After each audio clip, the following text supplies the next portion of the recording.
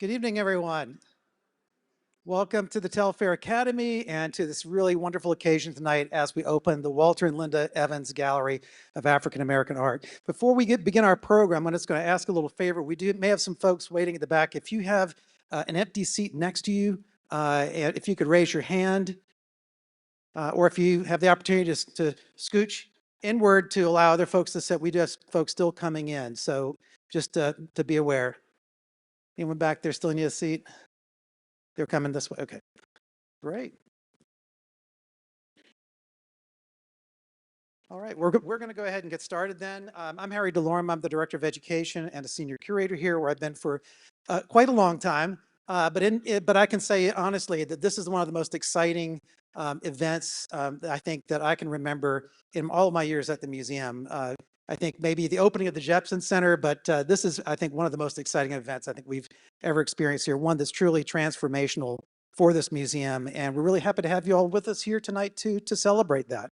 So we're going to get going in just a moment, but I just wanted to mention that, again, opening the Walter and Linda Evans Gallery tonight, again, this is a great shift for this building and something that's an incredible step forward, I think, for this museum. I should mention that this is all, of course, made possible through the generous gifts of art and the vision of Walter and Linda Evans. And when we first exhibited a part of the Evans collection here in this building some 22 years ago, when the exhibition was circulating to, I think, more than 50 locations around the country. And we were happy to be part of that tour, and it's so wonderful to have the work back here in this building today. And I know, speaking as the Director of Education for the museum, I'm truly excited that we'll be able to share this collection on an ongoing basis with visitors of all ages from here forward, including the thousands who will be coming here this coming Sunday for Super Museum Sunday, and with all of the 8th grade students in Chatham County who are making visits to this building right now, and they'll be visiting the Evans Gallery starting next week. So we're very excited about that and about all of the future potential of having this wonderful collection on view here.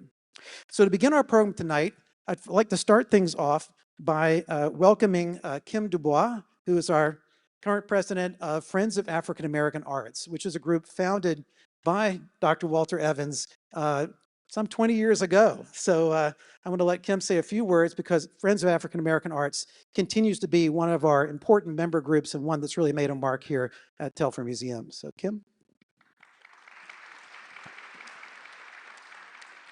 Good evening. Again, I'm Kim Dubois, and I'm the lucky chairman of Friends of African American Art.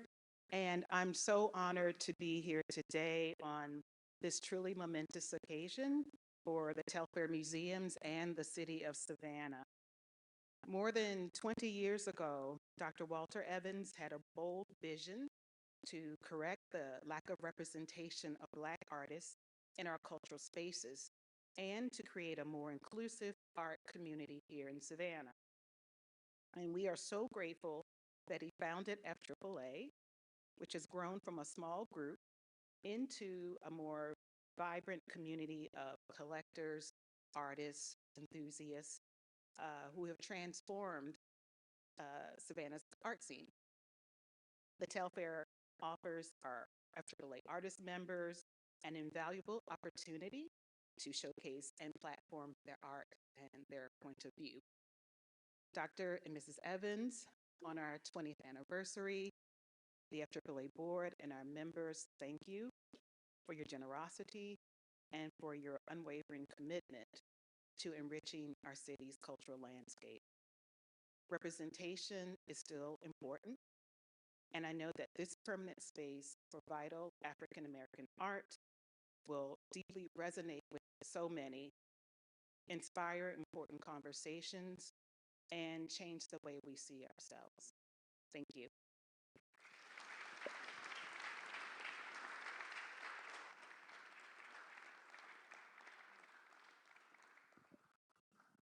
And we couldn't do this program, which is one of our Lawrence Lectures, which is a program started about 19 years ago, by Dr. Walter Evans. And this is made possible through, if I can get this up here, through the generosity of the Jacob and Gwendolyn Knight Lawrence Foundation. And here to speak on behalf of the Jacob and Gwendolyn Knight Lawrence Foundation, I'd like to welcome Linda J. Evans. Thank you, Harry, and good evening, everyone. I am Linda Evans, president of the Jacob and Gwendolyn Knight Lawrence Foundation, which was established in 1999 by artist Jacob Lawrence and his wife, Gwendolyn Knight Lawrence. The mission of the foundation was to create a living legacy by supporting programs, projects, activities, and events that promote excellence in the arts, enlighten the public, and that foster a love of education. The foundation is committed to the sustained support of the Telfair Museums Endowed Lawrence Lecture Series sponsored by FAAA. And this year we were thrilled to learn that the esteemed historian, distinguished Yale professor, and Pulitzer Prize-winning writer, Dr. David Blight, was available to return to Savannah for this evening's special event, a conversation with some local dude named, oh, with Walter O. Evans, preeminent collector of art, books, documents, and ephemera, primarily focused on the experience of being Black in America. This evening marks the Telfair Museum's 19th annual Lawrence Lecture. The impressive lineup of past speakers highlights the Telfair's commitment to including a variety of viewpoints being presented in its programming. Past guest speakers include practicing and professional artists, art scholars, historians, art critics, writers, curators, collectors, photographers, filmmakers, and researchers. Jacob and Gwen Lawrence would most certainly have delighted in this evening's moderated conversation and would have deeply understood the importance of art in understanding and interpreting history. We hope that you too will learn and enjoy. Thank you.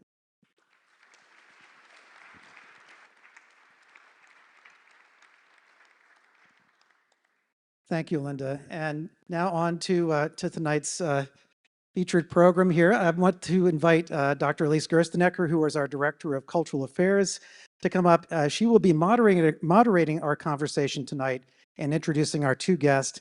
And I'm going to set things up just a little bit by, let's see if I can get this to work. Oh, something happened there.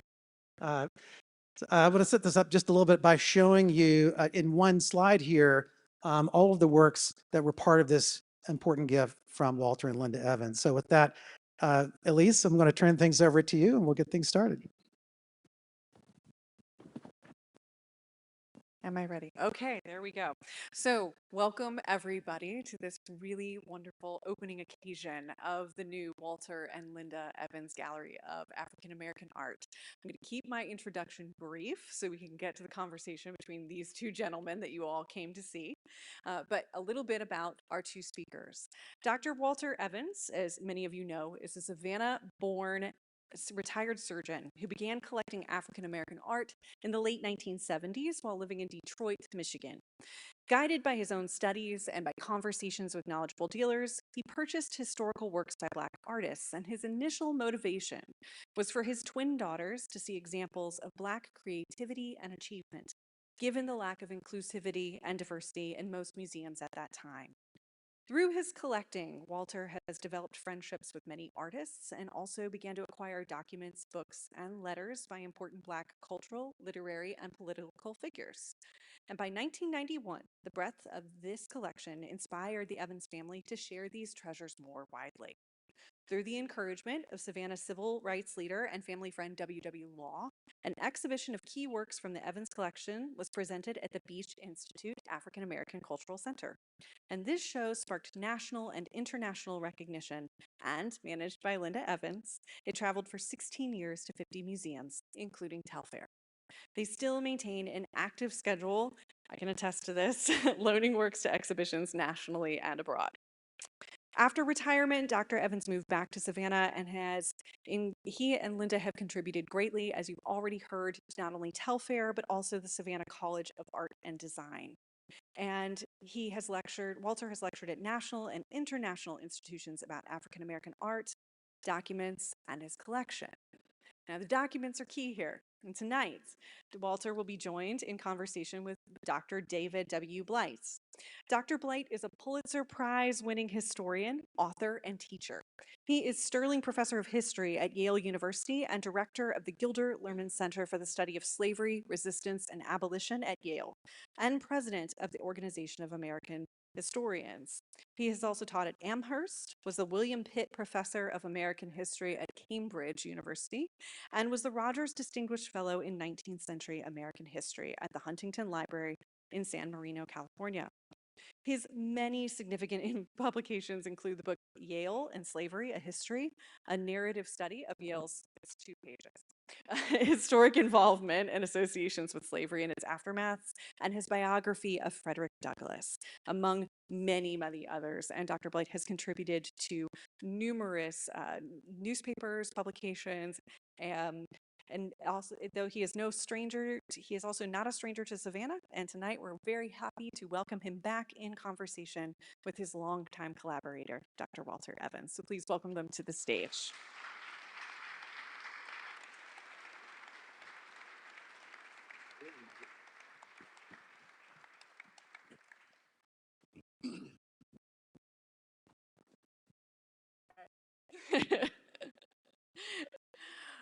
The two of you have been friends and collaborators for quite some time, 20 years. Can you tell us how you met? I'll start out. I heard that David was giving a talk to junior high school teachers, and he can correct me if this is incorrect, at the Massey Center Not here. yet, you're right. That's true. he, I heard that he was giving this talk, so I went. I was one of the people in the audience. And after his talk, I went up to him and I said, well, I have a few Douglass items in my collection, and I'd like you to come by and see them. And his talk was on Douglass, by the way.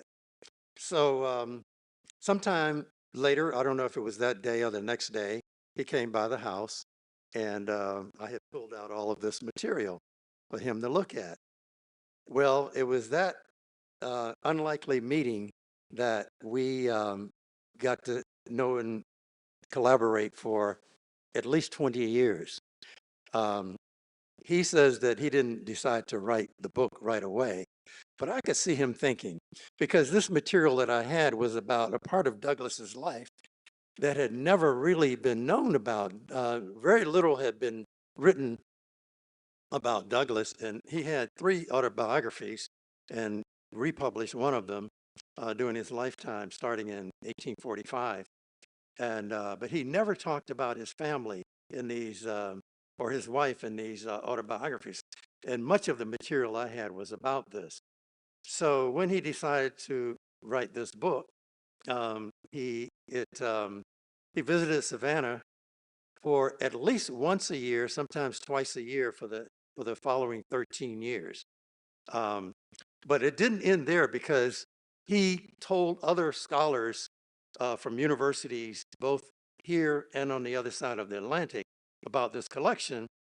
And I remember one of them was Zoe Trod from Nottingham University in the UK, and she told other people. And then he told, there was Lee Fott from Syracuse, and there was Rita Roberts from California, and on, and they told other people. And throughout the years, more than 15 Douglass scholars came to visit us, each staying anywhere from 3 or 4 days to a week each time. And when he published his book, Prophets of Freedom, and got the Pulitzer Prize, he wouldn't allow me to say Pulitzer, but I knew that he was going to get this Pulitzer Prize. You almost jinxed it. I almost jinxed it. He told me, don't ever mention that P word ever again. And I tried to live up to that, but he did get a Pulitzer for that. But that wasn't it. You know, these scholars came from not just for Douglass, but he told them about my to other aspects of the collection, the Baldwin. Toussaint Louverture, the Baldwin letters, and so on and so forth. And they just started, and it started a pilgrimage that continues until this day. If we're in town, there's somebody coming here almost every week to see the It's parts the of the Jones Street pilgrimage. You're right. But I never let them sit at the head of the table where David sat. I don't really believe that, but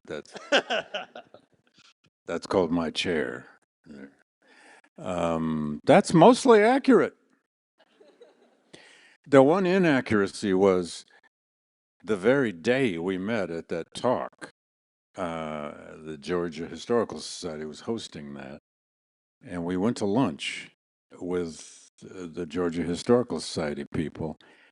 You took me right away over to the house to show me stuff. I think I came back the next day to see more of it. Yeah. And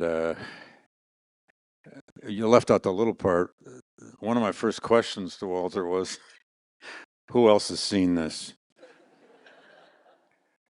And I was the lucky person who was the first to use it. I wasn't the first to see it, but that began many weeks of visiting Savannah. I used to come on Yale spring breaks during March. I would come in the summer. I have no idea how many weeks and how many days, but the greatest archive I've ever worked, and I've had privilege to work in a lot of great archives, but never any quite like the Evans's dining room table. And I was there again this morning because Walter has a collection of James Weldon Johnson material, which I'm now doing a new biography of Johnson. And he told me, he says, it's just a few things. You can look at it all in a couple hours. That's not true. I got to come back. So Linda, keep the coffee pot warm. And they had two rules for me, by the way. Well, at least two. Don't come before 8 a.m., which was easy. And the other one was never put your coffee cup on the same table with the documents. And Linda kept a little table off in the corner where I could put my coffee cup. But that's the only, and I could stay all day and all evening.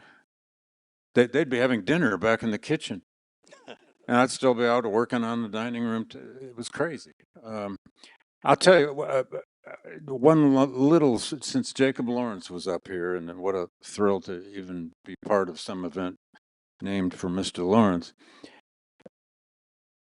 I'm out to dinner with Linda and Walter one night in one of those many weeks I was here.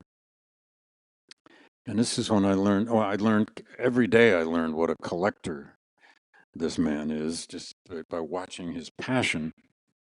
And he's always remembering something he owns that he hadn't thought of before. Oh, wait a minute, I own that. And he goes upstairs and gets it.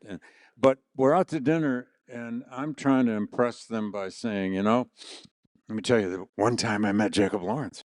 Woo! I got to host him at Amherst College for an honorary degree, and we had the 22 panels of the John Brown series at the Amherst College Museum, and I got to do a gallery talk about that, and I got to host Jacob Lawrence. And I don't know, Linda probably rolled her eyes, and Walter said, all right, come back to the house. For what? I own the 22 panels, the prints of the 22, and sure, in a walk-in closet. They were kind of lined up around the floor, as I recall. Am I remembering that correctly? There were the 22 panels of the Jacob Lawrence series. It was just a normal day at the Evans house, so you never know. Start talking about something, he might own it. This has been one of the most treasured friendships, collaborations I've ever been blessed to have with both Linda and Walter. It happened out of blind good luck at first, which is what a scholar is always looking for, is blind good luck with research. But the collection there on Douglass is the reason, I had no other reason, to write that book. And when I got the Pulitzer in New York City, I invited Walter to come with me. So he got the Pulitzer with me.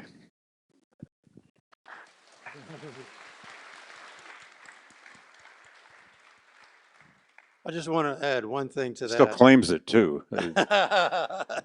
Calls it our Pulitzer. I just want to add one thing to that, and that is this has been a two-way street because I had never dreamed that I would be in collaboration with so many scholars from so many institutions on both sides of the Atlantic. And we've had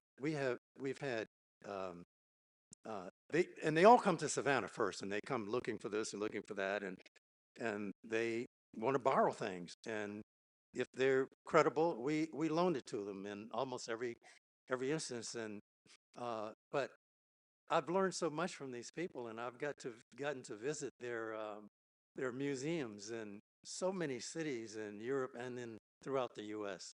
And we're almost never in town because we're always at some opening at some museum somewhere in the country or abroad. I know we were lucky to have you here in town tonight. So thank you. We've heard a little bit, Walter, about how you've started collecting art, but where did the collection of archival materials begin? How did that start for you? Well, it started at the same time that I started collecting art, really, because let's put it like this. I started to appreciate literature at the same time I started to appreciate art. And that was when I was in the Navy, right after high school. I didn't go straight to college. And I was stationed in Philadelphia, and I was invited on a date to the Philadelphia Museum of Art. I had never been in an art museum in my life. Living in the South, we weren't too welcome. And when I went to live in Connecticut, I wasn't really interested in going to the museums, which were open to us. I just never went. So I went on a date, and uh, the young lady suggested that we visit the museum. But before going, I went to the library right down the street on Ben Franklin Parkway in Philadelphia. And I asked the librarian, I said, what am I going to see in this museum? And she told me, You're doing research for a date? That's impressive. oh, yes. Oh, yes. I wanted Most people use Google now, but yeah. Well, there were no computers in those days. Uh, and she said, well, why don't you start with the Impressionists? We have a lot of French Impressionists. So I read about Monet and Renoir and Degas and Lautrec and all of those and people I had never heard of before. And we went in and I started telling her all about these. And she never knew that I was faking it. But I got to love it. And at the same time, she was a reader. And in high school, I got to admit it, I read what I was supposed to read, A Tale of Two Cities and whatever Shakespeare they put in front of me. And, uh, you know, and, but she was a reader also. And she gave me a book of, it was Native Son by Richard Wright. And I didn't know how to go about researching what to read. So I read everything that Richard Wright uh, and then I started looking at the New York Times bestseller. Steinbeck was in there that year. And I started reading everything that and eventually, so I started reading then at the same time. But I never had the wherewithal to buy uh, books the way I started collecting. First edition had to be mint condition, unless it was an association copy and all of that. And the same thing with the art. I mean, the John Brown series was the first fine art that I collected, and eventually I became addicted to both. And right now we have um, over 100,000 books in our house, but we loan a lot of them out all the time. There are books loaned out now to museums throughout the country. you own at least five first editions of many of those texts, so you could loan three at a time. You Yeah, still have two. exactly. Exactly. Because they're all a little different. They Yeah. might have a signature or not, and I mean, I've learned this from collectors are peculiar people, but but there's a lot you can learn from them. So that's how I started collecting archival materials. But it was about the experience, the African American experience in America. So it wasn't just books and art; it was manuscripts, letters, photographs, et cetera, et cetera. In fact, to be honest with you, I like collecting letters more than anything. Mm, I love collecting letters, mm, and I have thousands of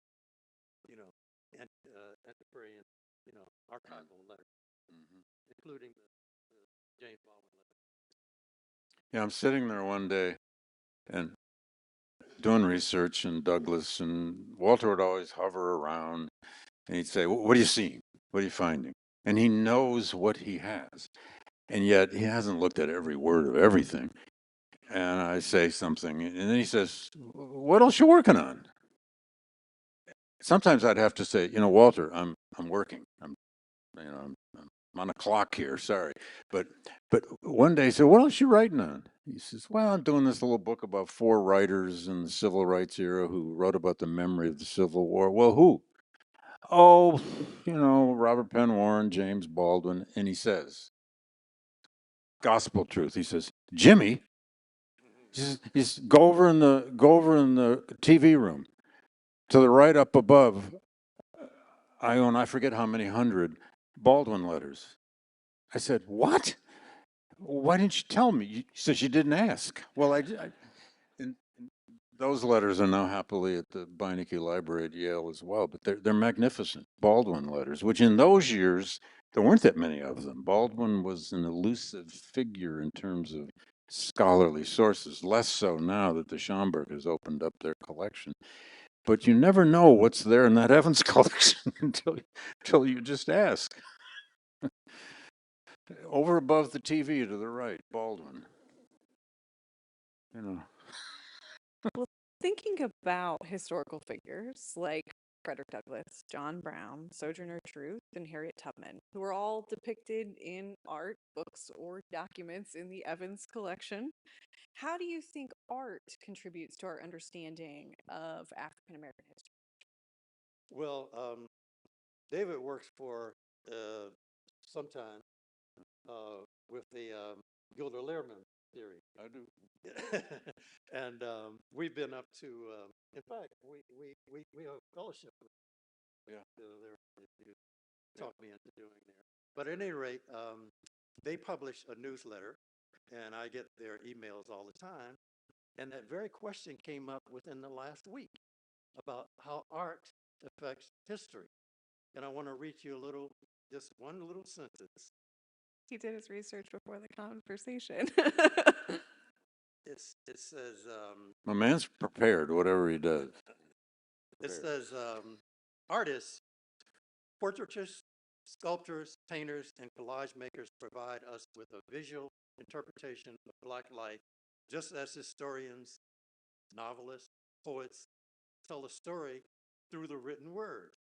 And a lot of times, and even in our collection, I have many examples of these artists and these literary figures collaborating. Just today, you looked at God's Trombones,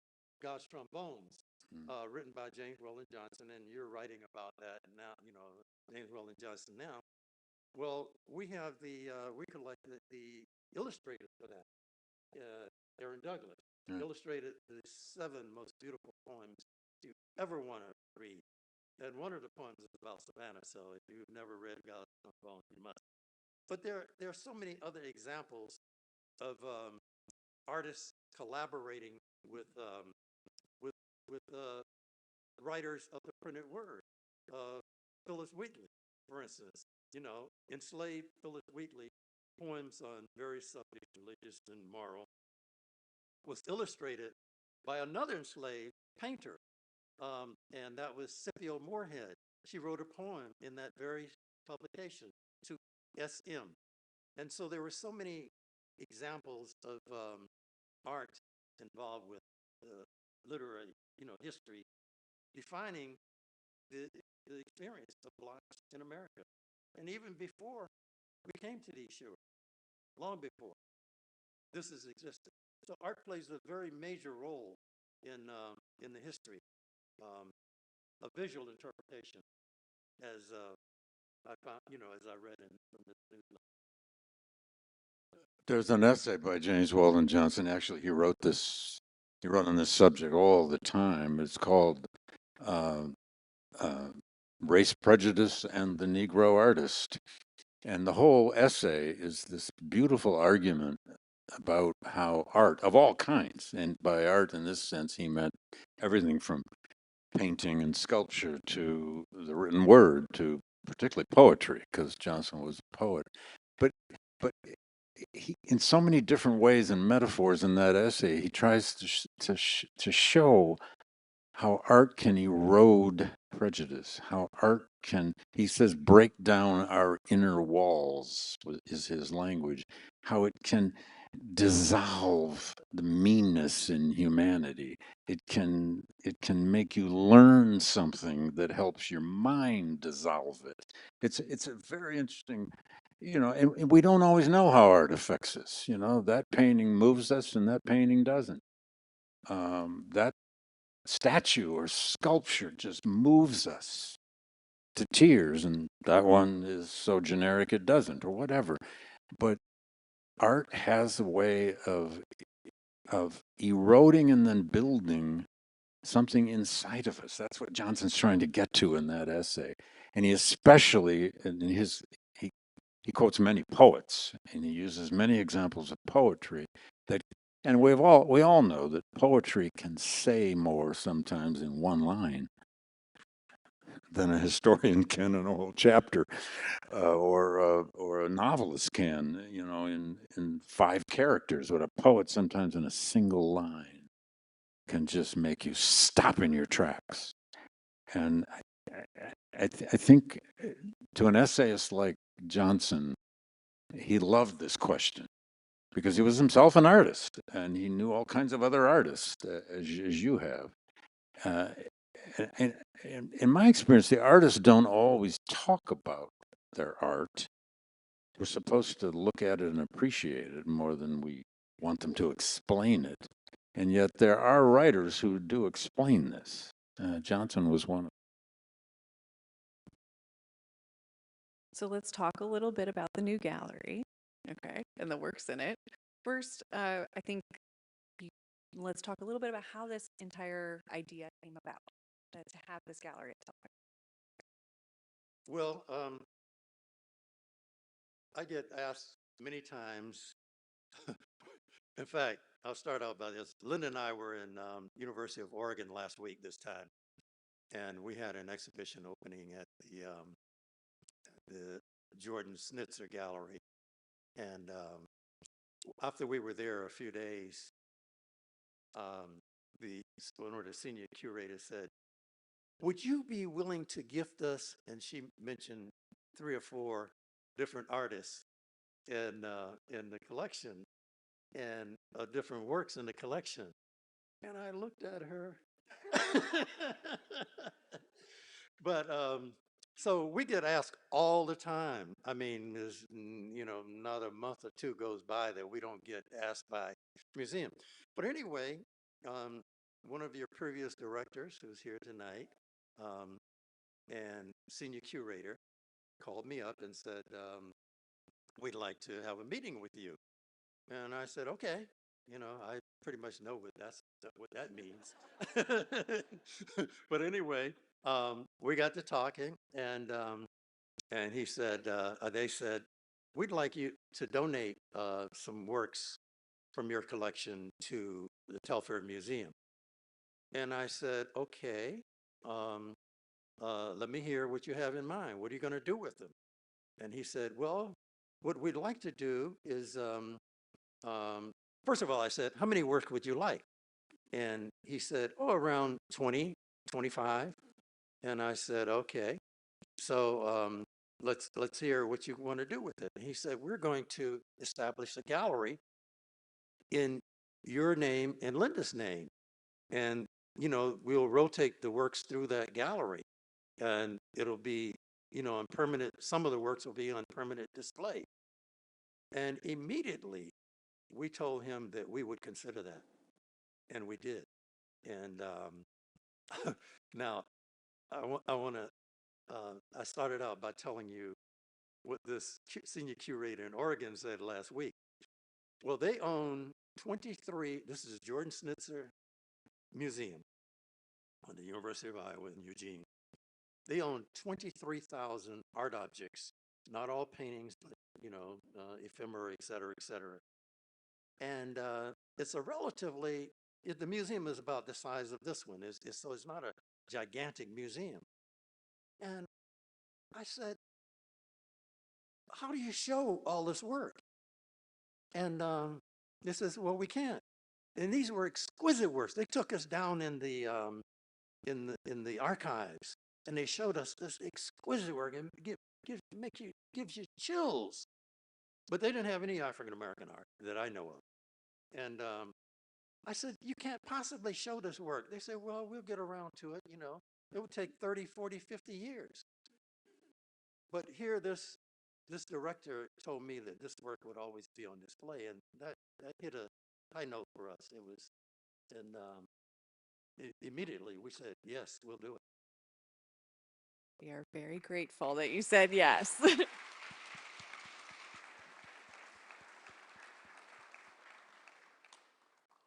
For me, one of the most interesting aspects of the gallery, besides this massive addition of important works of art to our collection and having this on view, is the historical context that it brings about. This talks a lot with works that we already had in our collection. So I thought we'd talk a little bit more about the historical context that surrounds these works, particularly for David. Some of the 19th century artists in the gallery encountered abolitionist groups. They would have been impacted by the Civil War. Can you talk a little bit more about the context that some of these artists would have been working? Well, any artist working in the antebellum Civil War Reconstruction era, probably a little like any artist working in the World War II era, for that matter, cannot help but be influenced, cannot help feeling the sense of existential crisis for the country, the nation, the culture, the people, the society.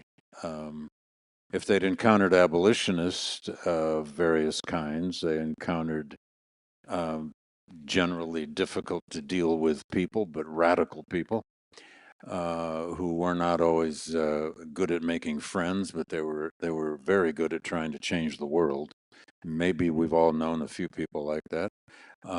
If you ever had met John Brown, you probably were first a little frightened.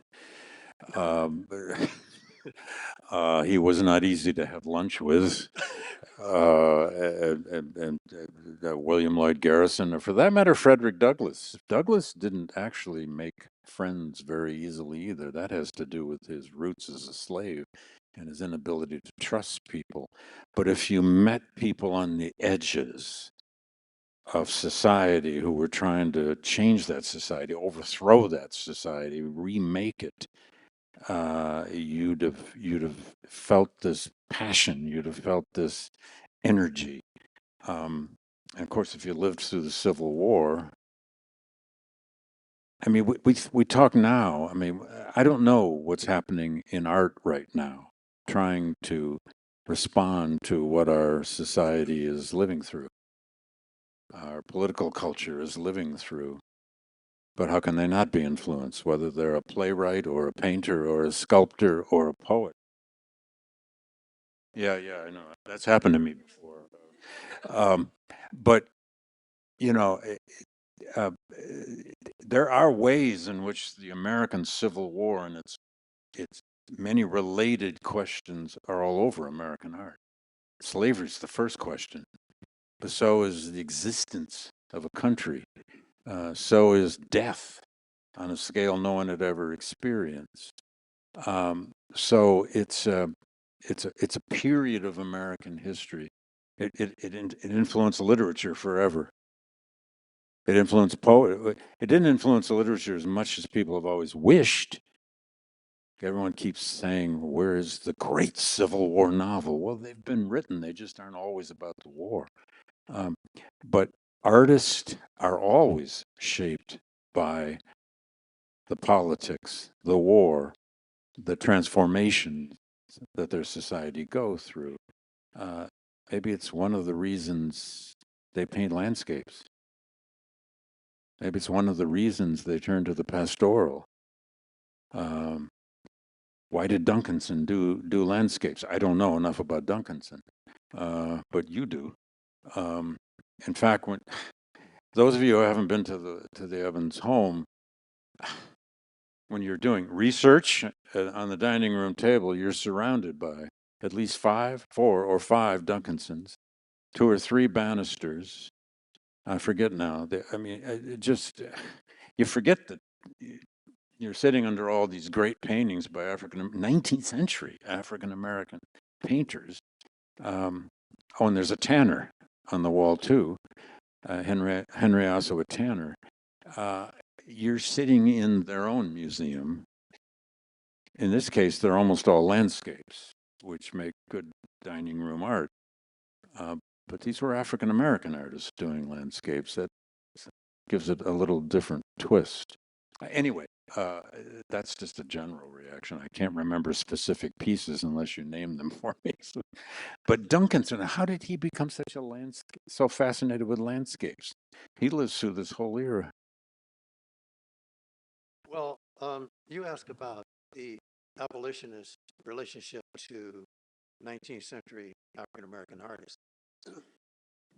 First of all, your question about how did he become a landscape artist? He was living in most of his career was in Cincinnati, and one of the greatest Hudson River School artists was living in Cincinnati at the same time. And when he moved to New York, it was Cole, I believe. Yeah. When he moved to New York, then Duncanson was the most well-known artist in what we would call the West at that time. Yeah. Okay. Western United States. But in terms of abolitionists, Boston was one of the melting pots for abolitionists. And there were many African American artists who migrated to Boston, and they were influenced by these and supported by these abolitionists. For instance, Duncanson never lived in Boston, but Bannister did. So did Marriott Monia Lewis. So did Nelson Primus. And all of them were influenced, and they were patrons to these artists. If were not for these abolitionists, they would not have had a living. So they tremendously influenced the African American artists of that era. Absolutely. Are there any other major, we've talked about the Civil War, Reconstruction, are there any other major significant events? There's one in particular, Walter, that you talk about with Nelson Primus that I always really enjoy hearing about. So if you want to share some. Well, Nelson Primus was an artist who was born in the city that I went to high school in, Hartford. And he was a painter. He mostly painted scenes or stagecoaches at the time. And I don't remember the year he was born, but it was in it was antebellum era. And at some point he moved to Boston, and at the same time that Bannister was there, and he didn't get the support from some of the other African, especially Bannister, that he would have liked, because Bannister had become pretty well known in Boston. In fact, Bannister Bannister moved from Boston to Providence, where he founded the Providence Art Club, which is still in existence to this day. At any rate, and Bannister also won the first prize of the Centennial Exposition in Philadelphia, 1876. But he made a mistake. He was sitting in the audience when they announced the prize winner. And he went running up to the jurors, and they looked at him and saw that he was African American, and they rejected him for the prize. Now he eventually won, sued and got his prize. But I just mentioned that as an aside. At any rate, Bannister, for some reason, didn't give Nelson Primus the support that he wanted. So he moved out west. I think he may have had a stop in Seattle. Not sure about that, but I do know that most of his time spent out west was in San Francisco.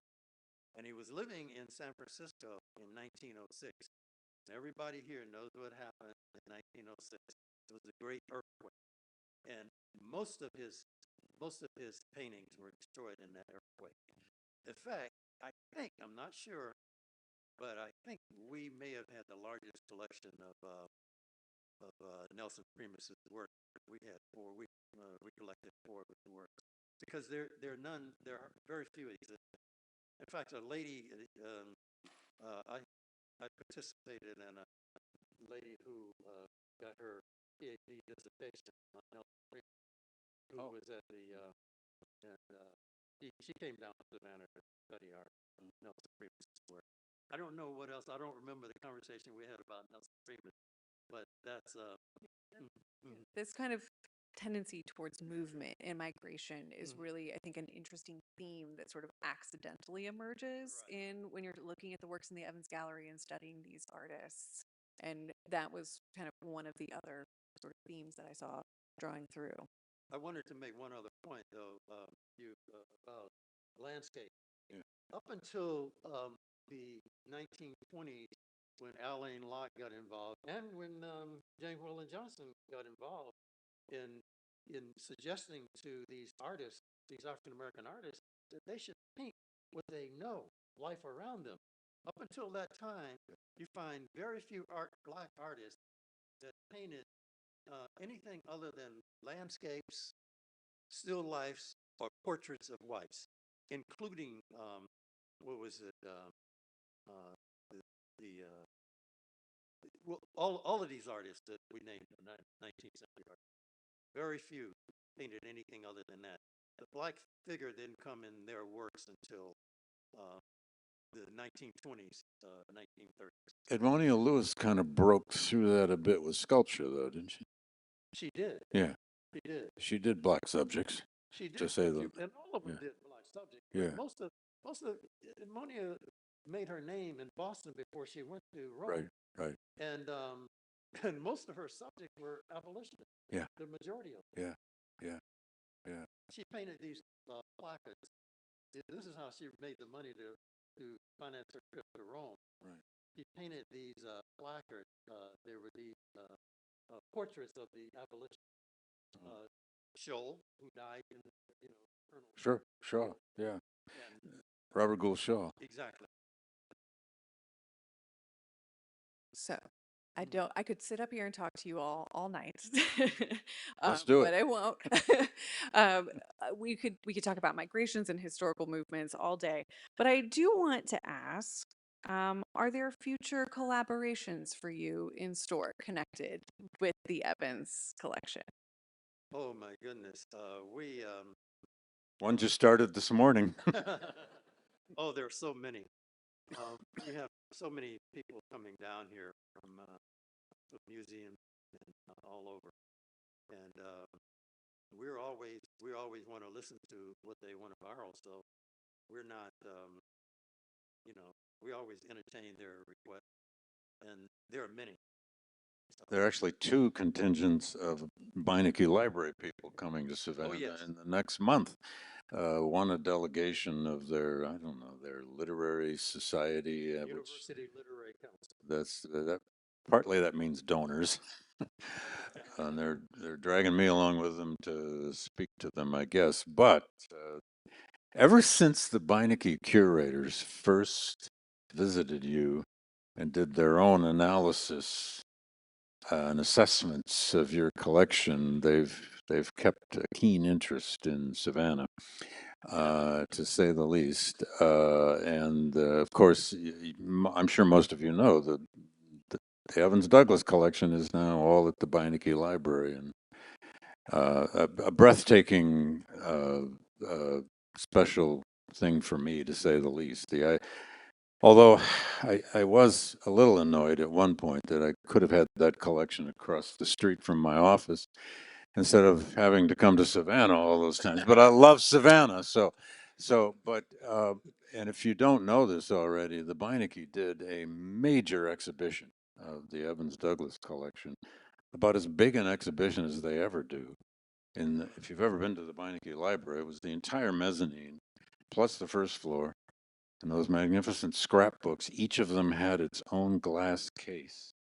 I mean, That was great. that was amazing. And we brought Linda and Walter up for that. But what you may not know is that as collectors, they are so attached to what to their material.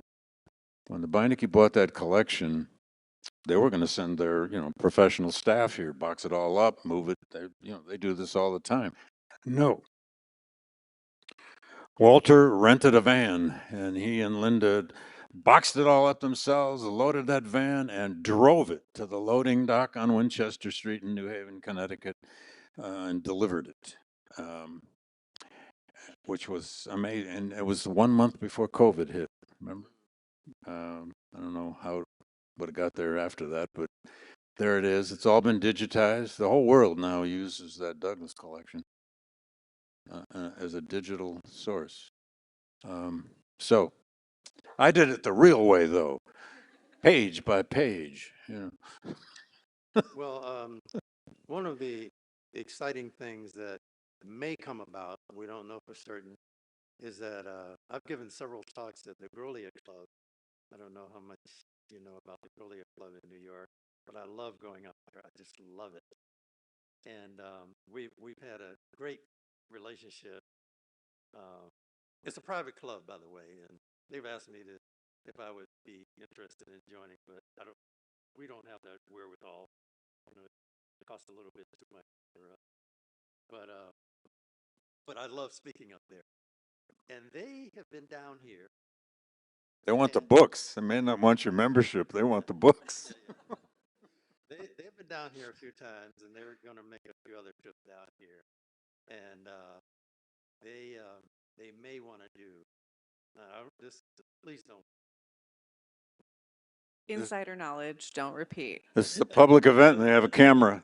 No, Linda's giving me so I won't say. But I like working with them. But Walter, let me say something too. People, historians,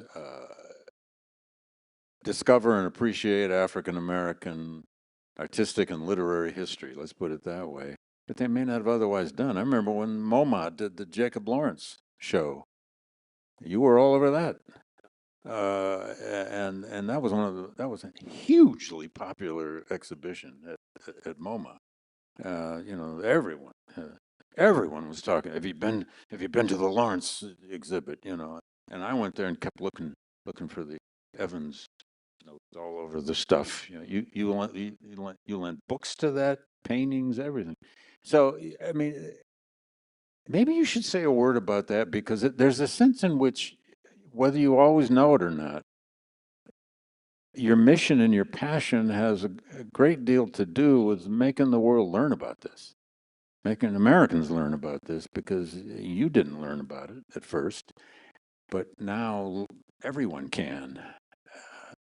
Talk about that a little bit, because that's a sort of historical entrepreneurship. I don't know what else to call it. Artistic historical entrepreneurship that, well, most people don't have the chance to do that, but you don't just hide with the things you collect. You take them out everywhere. And now you let us come in and look at them, us lowly historians. Well, it's all about sharing. I mean, I started collecting in the first place because I had read about these, the art and the literature, et cetera, et cetera. It was really, I didn't, I didn't go to, as I mentioned, I didn't go to an art museum until I was 19 years old. And I would hate to see other children, any children, anywhere in the world not go to an art museum. My life is spent in art museums now. And it's hard to get kids involved in art museums if they don't start out early in life. I was a different example. But I wanted my daughters to meet some of these artists and to have African American art, to learn that African Americans and people of African descent, the diaspora, did just as great a work as European Americans did, and Europeans. And but it got to be where we wanted to share. First of all, the art and the books and everything overran our house, so we were forced to share. Aha. And I enjoyed it because I learned so much myself. I'm curators like yourself, and scholars like yourself. And they come, we had none of you know this term, but down here in the South, when I was growing up, 100 years ago, I used to hear the term, they came to mew. And, when a performer sells out. Oh. And that's what's happening now. They come looking and, it's all about sharing.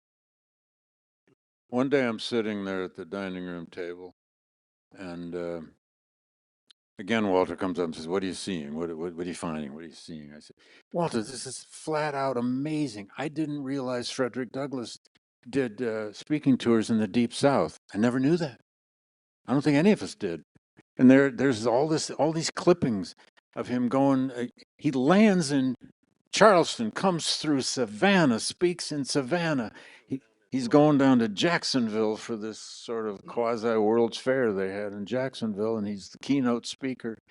And Walter suddenly says, "Oh, yeah, well that must be why James Weldon Johnson saw Douglass speak when he was 13." I said, "What?" He goes over, pulls the first edition out of a cabinet. He shows me in James Weldon Johnson's autobiography the moment where he remembers the first time he saw Douglass. I hadn't even read Along This Way yet. Now I'm writing a biography of James Weldon Johnson. So I may be sitting there at some point and you'll say, "Oh yeah, I got a book on that." But I don't know if you fully understood that, but that's how I learned that Johnson actually saw Douglass then. Now I've looked into it. Boy, so this happened to be a first edition sitting. Now I know you have like 6 first editions of that book, but anyway, can I say too that historians are a weird breed too. We're a peculiar bunch, and we love archives. Well, most of us love archives. Some of us just think and do theory, which isn't good history, but we love archives, but we dream of having the kind of break where you find something new and you find something others haven't found. And you didn't quite say it earlier, but the Douglass collection that used to be in Savannah opened up the last third of Frederick Douglass's life as never before. These are scrapbooks kept by Douglass's sons, 2 of the sons in particular, with thousands upon thousands of newspaper clippings from tiny newspapers all over, everywhere Douglass went. They had clippings because they hired a clipping service. And then the scrapbooks were also full of other family documents that made it possible to document what happened to Douglass's family in the last third of his life. So that's what that collection opened up. And Americans know a lot more about Douglass now because of your collection.